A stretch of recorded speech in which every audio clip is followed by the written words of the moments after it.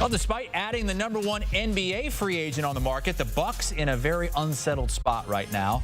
They added Miles Turner, but is that going to be enough to make Giannis happy or to get them over the top once again after several first-round exits?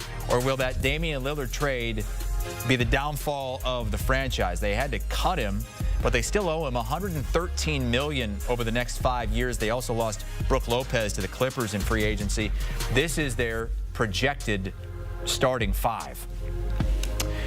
On Independence Day weekend, it's time to blow some things up. What's the biggest firework you ever set off? It's called the Neighbor Hater. What? Yeah. Is that real? It's One real. time I almost set a church on fire.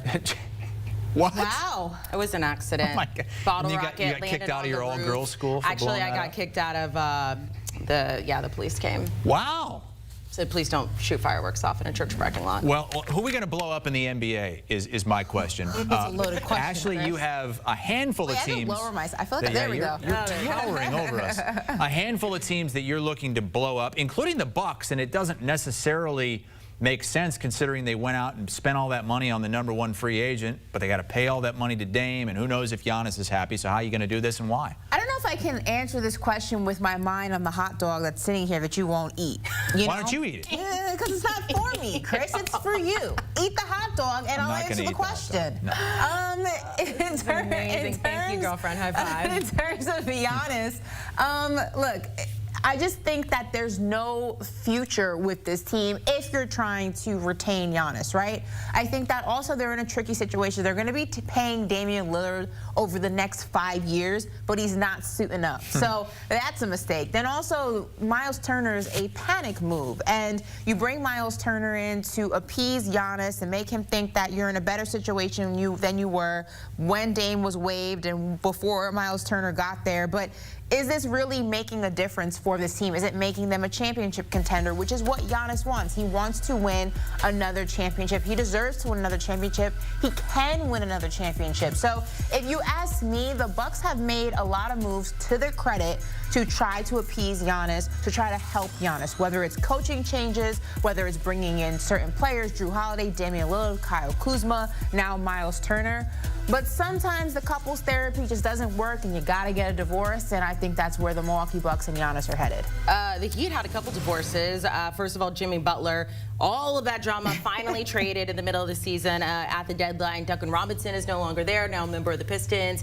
How would you blow up this Heat team and why? Nice and slow. Blow it up, blow it up, blow it up. Look, there's such a long cry from the Heat team that went to the finals to face the Denver Nuggets as an 8th seed and just shocked the world. And a lot of that had to do with just the talent of Jimmy Butler, the legend of playoff Jimmy. But they have just lost so many pieces when you talk outside shooting, when you talk about defense. And they're really riding this team on the strength of Tyler Hero and Bam Adebayo, and it's just not enough.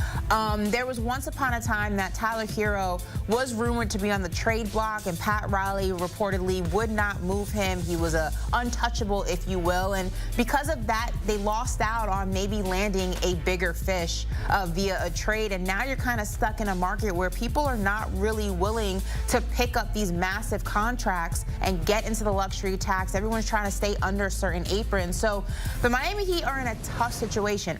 Incredible franchise, incredible city to live in. Obviously, the situation with Jimmy Butler and Pat Riley may have rubbed some people, some players the wrong way of a certain status. Like, for example, Kevin Durant doesn't want Pat Riley telling him what to do, so he wasn't going to come here. You got to start this thing from zero. I just don't know how you fix this situation. It's a lot of nothing outside of those two guys I just named. A couple of Eastern Conference teams that Ashley said should blow things up right now. How about a Western Conference team, a team that tried that big three that just isn't working anymore in the NBA, the Phoenix Suns, who traded away KD, but they still have Bradley Beal and Devin Booker. This would be a slight spark for me. I don't know if I'd full. What's the middle like between sparklers? Yeah, maybe like a sparkler. I don't know if I'd hit the TNT. Oh, like or you know, like the little ones that you throw like on the ground and they pop. Like throw them at their feet, something just to shake them up a little bit. Yeah. You know what I mean? Something to make them nervous. The biggest thing here about the Phoenix Suns is Bradley Beal. I think that getting Jalen Green, getting Dylan Brooks, now having Devin Booker playing with these guys, you have Mark Williams at center. I wouldn't say this is is a terrible team. I wouldn't say this is a team with no potential that I would have to blow it up completely and totally. But Bradley Beal's the wild card here. No trade clause, making a lot of money. And if you're the Phoenix Suns, you're not feeling comfortable about the return that you get on the paycheck that he earns. The thing is Bradley Beal has the ultimate trump card, and that is called a no trade clause. So you can't send him where he doesn't want to go.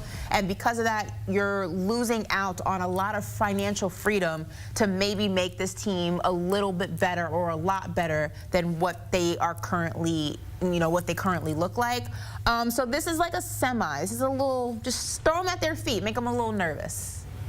You guys going to blow anything up this weekend? I'm not a fireworks guy. I don't do it. We know you're also not a hot dog guy. Not a hot dog guy on set. I'll house some dogs. What's your thing about eating a hot dog on camera? Well, should we unpack this? My thing really was that Amanda put her fingers all over it. No, I hadn't touched it, and even before I put nicely condiments on it, you said no. Next week on Triple Threat, Ashley will eat a brat. Yeah, with Chris. Make me triple threat debut. There you go. Coming up, we turn to baseball. The Yankees, now look, they're co-leaders of the AL East with the Blue Jays. They've lost 13 of their last 19. What is going wrong? We'll ask Jim Bowden coming up.